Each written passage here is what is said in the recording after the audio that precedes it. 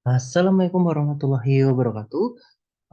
Jumpa lagi bareng Jobs di sini. Nah, hari ini nih pasti kamu-kamu sekarang yang lagi nonton video YouTube-nya Crojobs ini pasti sedang belajar nih, apalagi untuk kamu yang lagi berjuang untuk dapat posisi PNS atau CPNS sebagai petugas barang bukti. Nah, untuk bisa membantu kamu belajar lebih baik lagi gitu ya, kita punya soal-soalnya nih. Yuk ikutin beberapa soal yang mungkin akan keluar di ketika kamu nanti tes SKB. Oh ya, tapi nggak lupa menjawab ucapin selamat ya buat kamu yang sedang belajar ini pasti udah lolos SKD. Keren ya. Belajar lagi terus semangat biar bisa jadi CPNS tahun 2023. Untuk petugas barang bukti tadi ya, kisi-kisinya itu ada ini aja. Ada peraturan perundang-undangan, fungsi pengelolaan barang bukti, uraian tugas, sistem informasi, manajemen, administrasi data, dan operasi perangkat lunak dan pengolahan data. Seperti itu ya. Yang di kemampuan khususnya ada aturan penggunaan, pengelolaan, identifikasi data, integrasi data, analisa data, hukum acara pidana, hukum acara perdata, hukum pendidikan dan kewarganegaraan, serta penyusunan laporan dan lain. Oke, contoh soal nomor satu.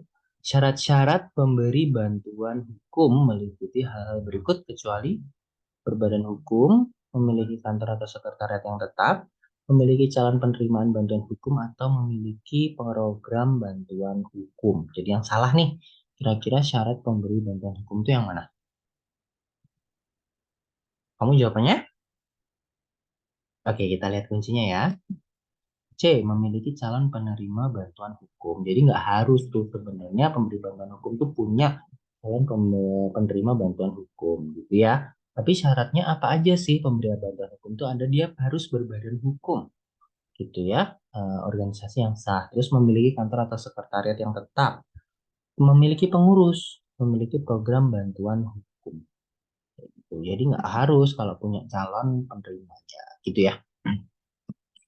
Nomor dua, apa yang menjadi peran utama petugas barang bukti dalam proses penyitaan barang bukti? A. Menilai nilai ekonomis barang bukti. B. Menyusun laporan kehilangan barang bukti. C. Melakukan pemeriksaan laboratorium terhadap barang bukti. Atau D. Menjamin integritas dan keamanan barang bukti. Jadi yang peran paling utama itu yang mana? Kira-kira? Yap, tepat sekali. Ini adalah menjamin integritas dan keamanan barang bukti. Karena ini penting. Kalau petugas barang apa? Barang bukti kan ya, dia harus nih bisa menjamin integritas dan keamanan barang bukti. Gitu ya. Kan dia harus penyitaan, penyimpanan, penggunaan dalam proses hukum. Jadi harus bisa jaga. Next, mengapa penggunaan teknologi blockchain dianggap relevan dalam pengelolaan barang bukti? A. Mengamankan data dengan enkripsi. B. Membuat salinan data otomatis. C. Meningkatkan efisiensi administrasi. Atau D. Menyediakan jejak audit yang tidak dapat diubah. Kira-kira yang mana jawabannya teman-teman?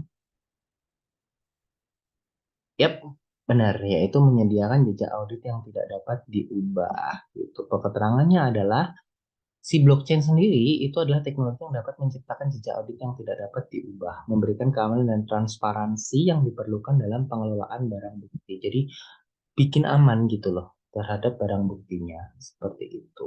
Bisa diubah dengan seenak jidat gitu. Itu penting ya dengan teknologi blockchain. Selanjutnya, apa yang dimaksud dengan istilah provenience dalam konteks pengelolaan barang bukti? A. Negara asal barang bukti. B. Tempat atau lokasi asal barang bukti. C. Metode uji laboratorium untuk barang bukti. Atau D. Kondisi barang bukti saat pertama kali ditemukan. Ada kata provenience. Jawabannya adalah kira-kira? Yap, tepat sekali yaitu tempat atau lokasi asal barang bukti. Gitu ya, provenience itu. Informasi ini penting untuk memahami konteks dan keberlanjutan bukti. Seperti itu. Oke, nah selanjutnya, nomor selanjutnya, bagaimana prosedur yang tepat untuk mengidentifikasi dan mengevaluasi keaslian tanda tangan pada sebuah dokumen sebagai barang bukti?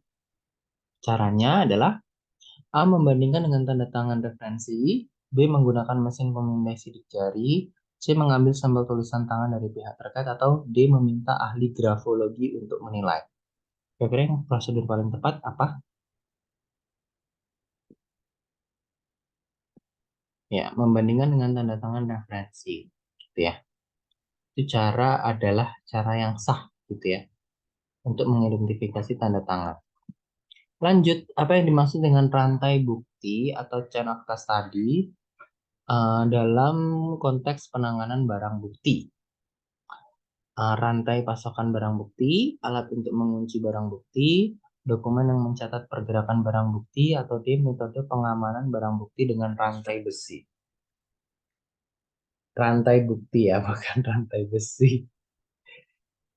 Jadi adalah jawabannya yang tepat, dokumen yang mencatat pergerakan barang bukti. Gitu. Jadi rantai bukti adalah dokumentasi yang mencatat setiap pergerakan dan penanganan barang bukti dari saat ditemukan hingga dipresentasikan di pengadilan. Jadi kayak selama ditemukan sampai disidangkan kayak gitu ya. Itu tuh bagaimana tuh dokumentasinya si barang ini gitu. Diletakkan di mana, ditemukan di mana, disimpan di mana.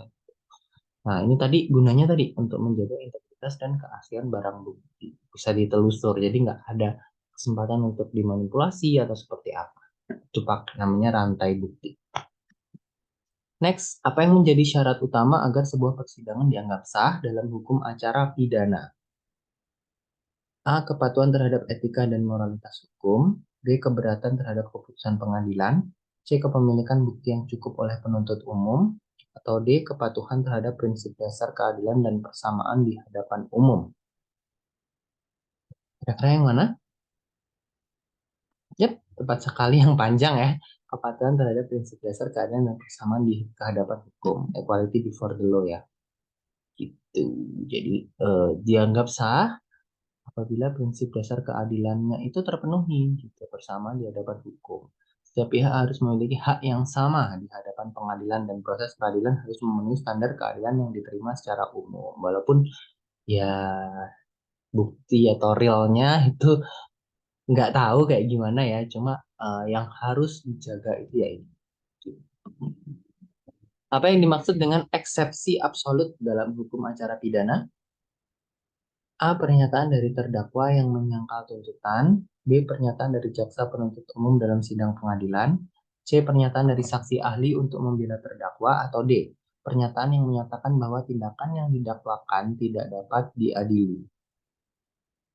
Eksepsi absolut. Accept, kecuali ya, absolut. Jawabannya adalah yep, yang D ya. Pernyataan yang menyatakan bahwa tindakan yang didakwakan tidak dapat diadili. Jadi tidak terkecuali gitu. Jadi kayak nggak bisa tuh dibagi, tidak dapat diadili, tidak dapat diadili bukan diwakili gitu ya. Jadi pernyataan hukum yang menyatakan bahwa tindakan yang didakwakan tidak dapat diadili, misalnya karena sudah melewati batas waktu yang ditetapkan atau karena adanya amnesti ya. Lanjut, apa yang dimaksud dengan prinsip nebis in idem dalam hukum acara pidana? Larangan melakukan tindakan yang merugikan pihak tertentu, larangan ganda terhadap pemidanaan ganda untuk tindakan yang sama. C. Prinsip kebebasan individu dalam menghadapi sidang pengadilan. Atau D. Kewajiban memberikan bukti yang cukup dalam sidang pengadilan.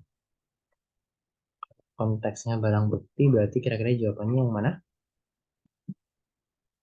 Nah, larangan ganda terhadap pemidanaan ganda untuk tindakan yang sama.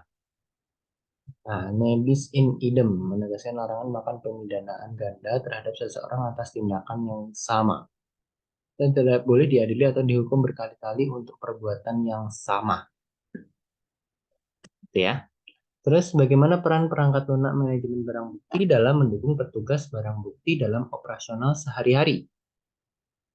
A. Menghitung nilai ekonomis barang bukti. Mana? B. Memonitor pergerakan dan status barang bukti. C. Mencetak laporan kehilangan barang bukti. Atau D. Memberikan pelatihan kepada petugas baru. Kira-kira jawabannya yang mana? Dari tebak sini. Ya, yang B ya. Memonitor pergerakan dan status barang bukti. Gitu. Penting tuh. Jadi kira-kira nyampe mana barang buktinya, kondisinya kayak gimana. Ya. Oke, sekian bagi kamu yang pengen latihan lebih banyak soal lagi ya. Kayak SKB realnya 130 soal, sistemnya juga CAT. Kamu bisa hubungi ke admin sales yang ada di deskripsi. Itu aja, semoga bermanfaat. Kita komen dong di bawah mau soal-soal yang tipe seperti apa untuk posisi ini. Terima kasih. Assalamualaikum warahmatullahi wabarakatuh.